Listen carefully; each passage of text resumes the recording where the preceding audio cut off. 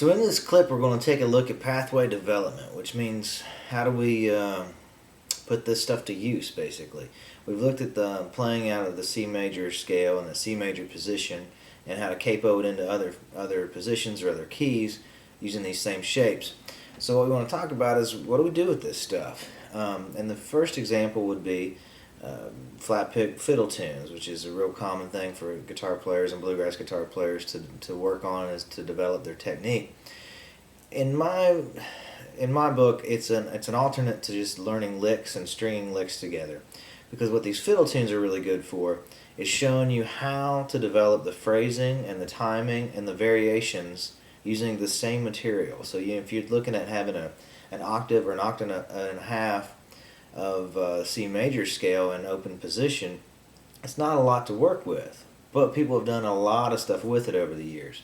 So by developing a small amount of tools into a great vast ability of technique and of phrasing and of approach, people have created some really cool stuff over the years. So we're going to look at some phrases from a few fiddle tunes to show us how to get in and out of taking a break, or show us how to work through this scale to make it something more than just a scale.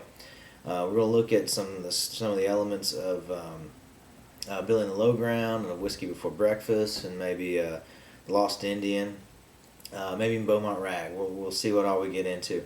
But some of these are in C position, maybe capoed up to play in D, so capoed on the 2nd fret.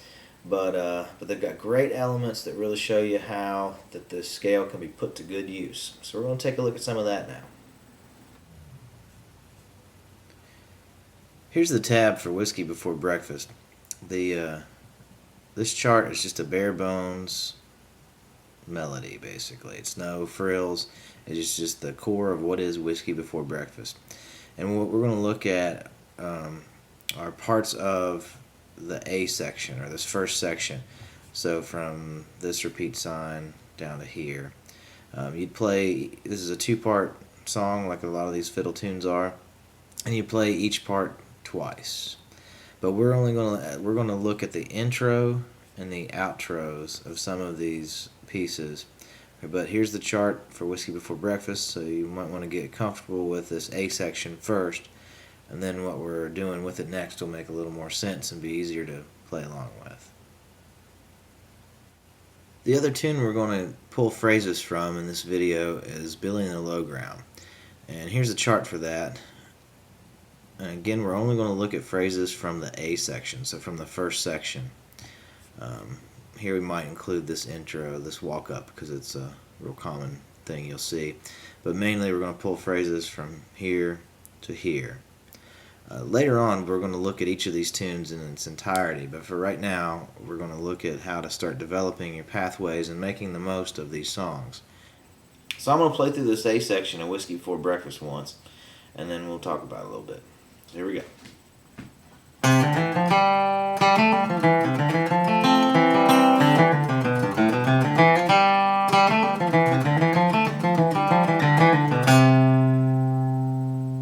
Alright, I'm going to do it one more time, a little slower.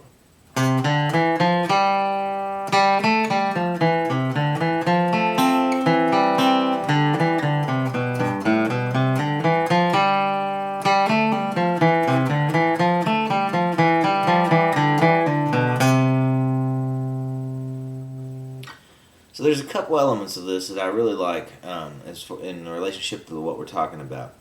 So if we can figure out different ways to come in and come out and segue between different parts of this tune and parts of our solo that we're going to develop, then we create a more interesting approach that pertains to the song. And that's really key in my book.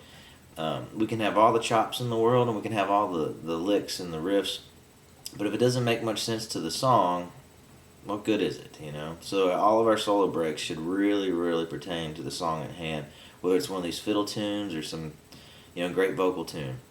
So let's look at how we get into this. The very first phrase. It just walks up through the scale. Ends on G.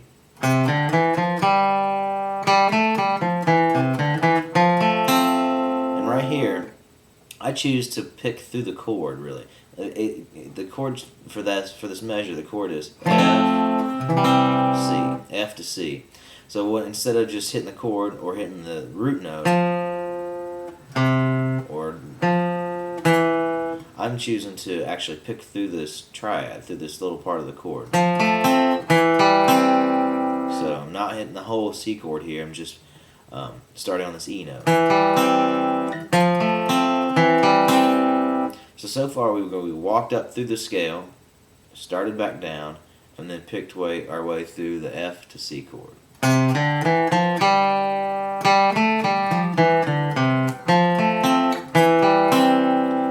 And right here,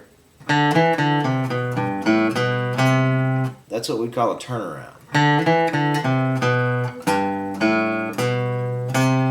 So this phrase, G, A, B, C, that turns the whole thing around and allows the whole phrase to start over again. So what's going on here is we've got C, and this G note is our 5 chord, which is the 5th chord from the scale, and that's that common sort of 5-1.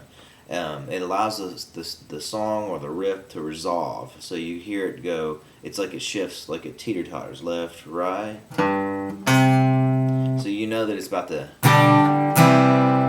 to end or about to start over at the beginning. It's just that trigger. So that 5-1 always works really well to trigger that the new beginning.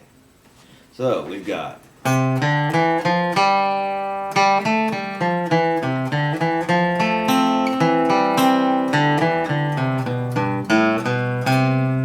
turned it around and we brought it back up again.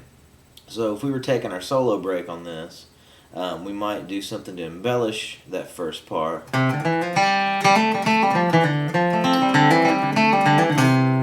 But we'd still need to turn around.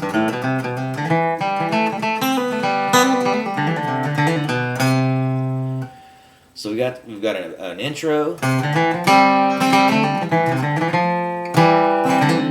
and we've got a turnaround.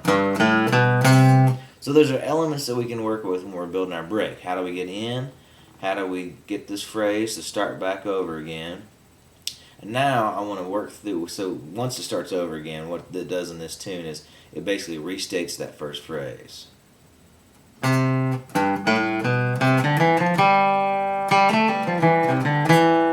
the same first phrase, but here's this turnaround, and I like this turnaround a lot. It's like 1 E and a 2 E and a 3 and a. So I'll do that one more time real slow, and it's a really cool turnaround.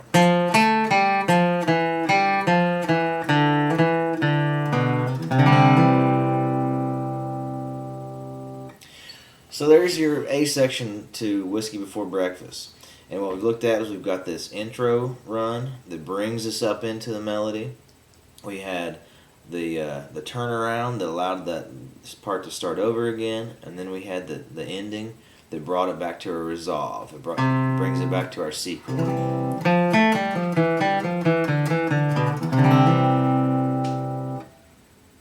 So next we're going to do the exact same thing, look at the A section of Billy and the Lowground, and walk through that a little bit.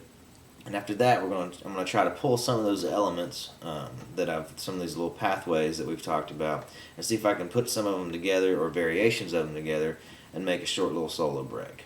So next, let's look at Billy and the Lowground.